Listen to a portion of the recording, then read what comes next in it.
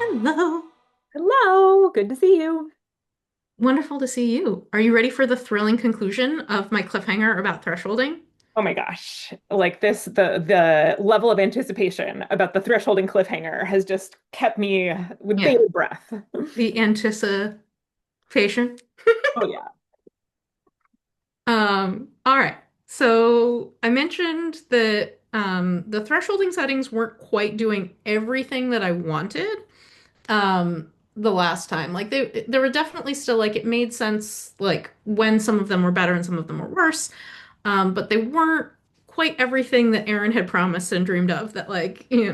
And so I want to explain a little bit more about what are the other threshold settings we haven't talked about yet, and why we sometimes even like just picking the right algorithm and just sort of applying it globally versus locally might not be quite enough.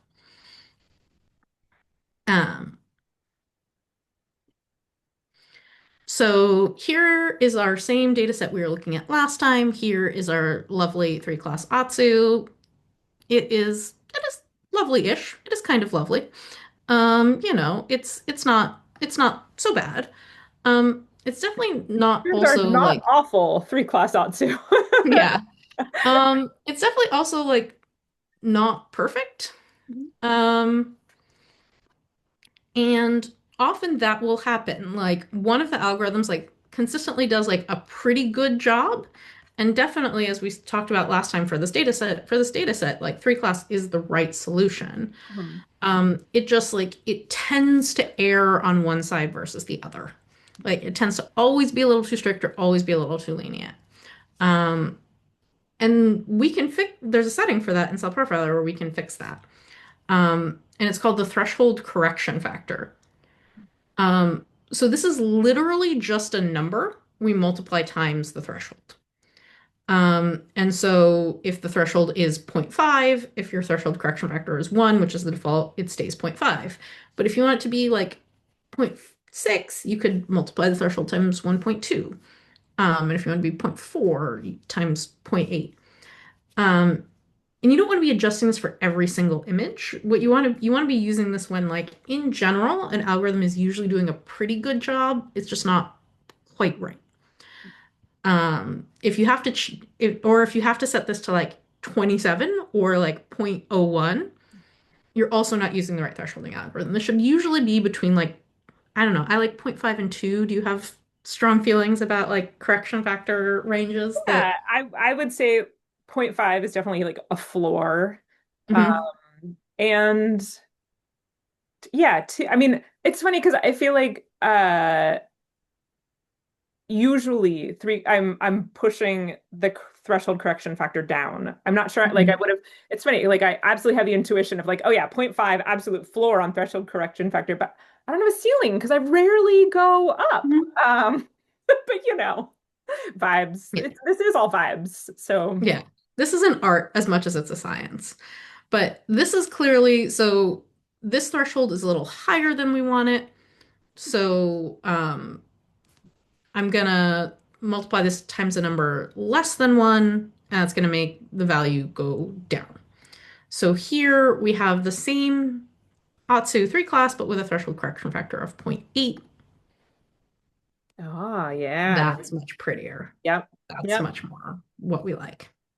And just as Um, a reminder to folks, like CellProfiler, so if you hover your mouse on, on the image on the left, it shows you the values right there with the like mhm, intensity of that pixel, so you can get some amount of mhm, intuition mhm.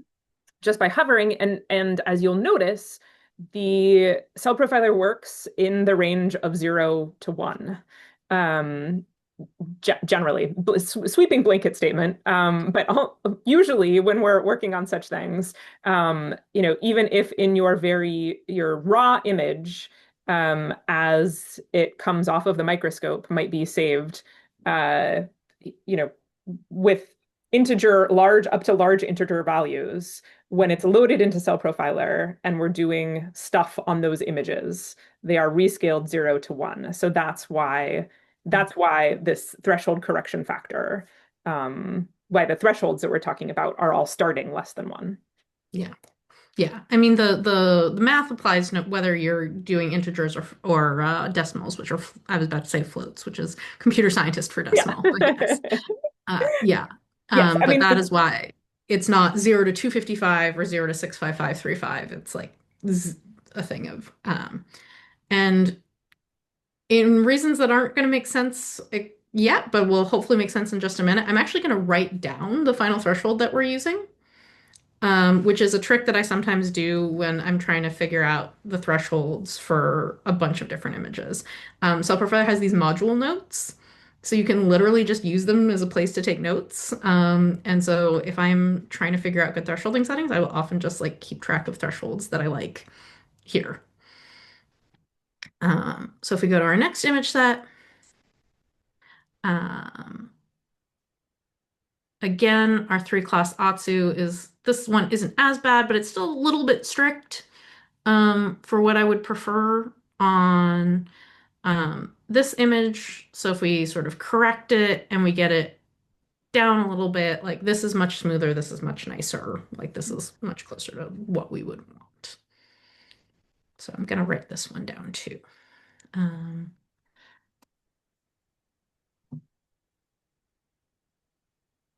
4, 6, that's enough decimal points. All right. So if we go to our next image, uh-oh. Um, so what happens when there aren't any cells in your image? Um, ugh. yeah, well, and like there are things you can do to try to quality control these away, but ultimately, at the end of the day, what CellProfiler is going to try to do if you um, give it an image and you tell it to threshold it, CellProfiler is going to threshold it. It's going to come up with some division of stuff from non-stuff, and it's gonna give you ultimately this. It's saying almost everything is signal. Um, because we took a number and then we also made the number even smaller. Um, so this is not what we want. And you can, if you look at the threshold value that was picked here, this number is much smaller than the numbers that we picked that were good. Mhm. So the good numbers were this, 0.002 is bad. Um, But we know that. We know that 0.002 is just always bad. It's just never the number that we want. And so there's actually one more set of settings that I want to introduce you to, which are these lower and upper bounds, where I can say, actually, 0.002 is a stupid threshold and I never want it. So I can tell CellProfiler, look, like the background signal, if I just hover over like completely empty areas of background here, is like 0.002 something. It's like close to 0.003. So that was always going to be a threshold that I don't want. Don't get me out of bed for thresholds that are less than 0.004. Like, I just never am going to want a threshold that is that low. And so I can do that and I can get rid of almost all of the crud. I mean, there's still some crud here, but if I were doing identify primary objects for cells here, this would all get filtered away as like way too small to be cells compared to the other images we looked at. And so it would have put this threshold at 0.0266, but because I told it 0.004 is the absolute minimum. And so this is a great way to handle sometimes you have images with no stuff in them. Like, especially if you're doing automated image analysis and you're not like beautifully picking out every cell that you're imaging. We need, when we do automated stuff, the ability to say, like, nope, some thresholds are wrong. Like you might think this is the threshold, but like this is a biologically stupid threshold, and therefore I don't want it. Um, Yeah, and I think that's something, something to keep in mind that like mathematically, it mhm, is correct. CellProfiler is correct in that like the math it mhm, did separated mhm, out the peaks it could find. But then mhm, there's the level of the biology. Like we are here to override Hmm. override that, saying like, no, actually, I know biology and I know that image is empty, and Hmm. therefore I'm going to make some changes. There was nothing wrong about CellProfiler's math. It was that like Yeah. we So know Profiler's extra math was biology. fine. Mhm. And you'll notice that like the number that I picked is smaller than the two, like it's still smaller than the numbers I said were good. Like I don't want to like just like push the threshold really high for no reason, but it was between like what I knew the background to be and what the sort of thresholds it picked as good before. So that like when the threshold is good, it leaves it alone, and when the threshold is bad, it, so gives it a better one. Um, And we can do the same thing at the top end of the spectrum here too. So here I've picked an image where we've got a giant piece of crud. It happens. And I mean, there is some good stuff getting thresholded here, but like this is also a big old piece of crud that is now driving the thresholding, and we're missing a lot of cells even after we've done our nice correction factor of 0.8. Because if we look at the histogram, we have this big stupid thing that's like in our picture that we don't want.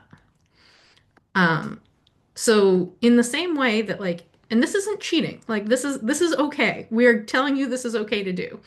Um, you can tell Cell Profiler like if you think that the threshold is like that high, also you're still wrong. Like it's bad.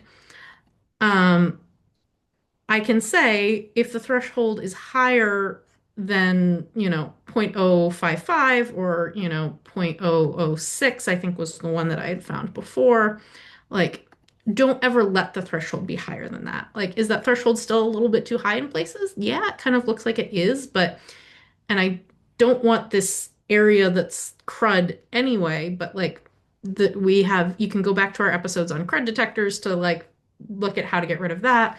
Um, but it means we still have most of the image that's good. And these upper bounds aren't just important for crud. Maybe you're like, oh, well, my images are always beautiful and crud free. Which, congratulations if that's true. Like, that's awesome. My images are not always beautiful and crud free, but also sometimes my images are fully confluent. Mhm. So if I just let Cell Profiler pick a threshold without doing any changes to it, it tries to separate areas where there's stuff from areas where there isn't stuff.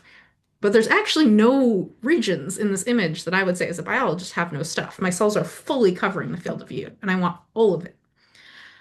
Um, so I can tell Cell Profiler, like, hey, I know math-wise this is right, but actually, if you think that I want a threshold higher than 0.006, you're wrong. Like, I'm only interested in thresholds that fall here. And so what I'm doing is I'm letting the algorithm pick the threshold most of the time because we hopefully spent time picking an algorithm that's good, but I'm giving it guardrails. I'm saying like there are gonna be times where like math isn't everything and biology is more important. And where I know like what the biology's limits should be on the math, like respect biology's limits. And then, if you wanna like within that, do some smart algorithmic things for me, great. Thank you. I appreciate it. But you can give it guardrails so that most of the time, and if you set these carefully, most of the time it won't be using those limits. So if I just now grab a bunch of like random images from this same data set, um, and I just even uncheck these other ones so that this happens fast. And I decided to change this to 0.006.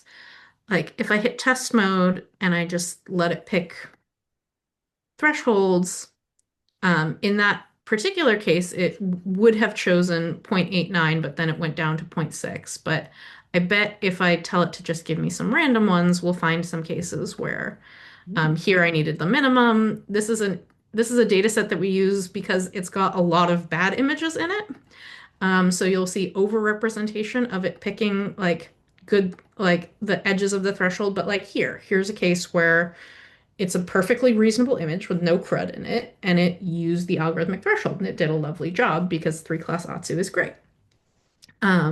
But when the cases where I had a super confluent image or a super debris filled image, or where I had an empty image, it still did things that were reasonable so that all of my fields of view are reasonable.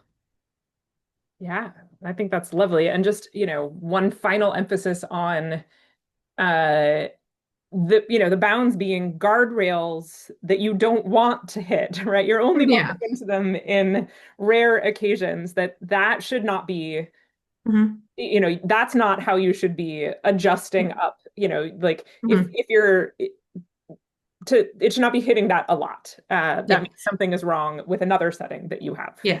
It's like if you're a kid and you're going bowling, or you're like me and you're just really bad at bowling and you're going bowling, like they put the bumpers in, like these are your bumpers. Like you don't want to hit the bumper. The goal is not to hit the bumper. Yeah. It's just to make sure that when you do hit the edges, you don't end up with nothing. Yeah, Like you still get something good to happen. So these are basically bowling bumpers. I love it. Great analogy. So try not to hit the bumpers, but let the bumpers save you when otherwise you would have ended up in the gutter. That's that's my analogy. I'm here for it. I love it. But Oh, yes, so with all of those things together and with the sort of help buttons that are next to all of the settings, like you should now be a threshold wizard, and be able to like pick the right threshold, and it will make your image analysis just be so much easier. Um, and if you're ever not sure what to do, you can ask us. You can ask Erin or dear Beth. love it. Thanks, Beth. Anything else you'd add? Yeah, I think it's a lovely, lovely summary of, especially now over several episodes. Go do, make sure you watch all of our thresholding episodes now. Mhm. Really helpful in understanding, like, practically how do we do this? Well, thank you for hanging out while I did concepts of math, and, have a lovely rest of your day. Thanks. You too, babe. Talk to you later.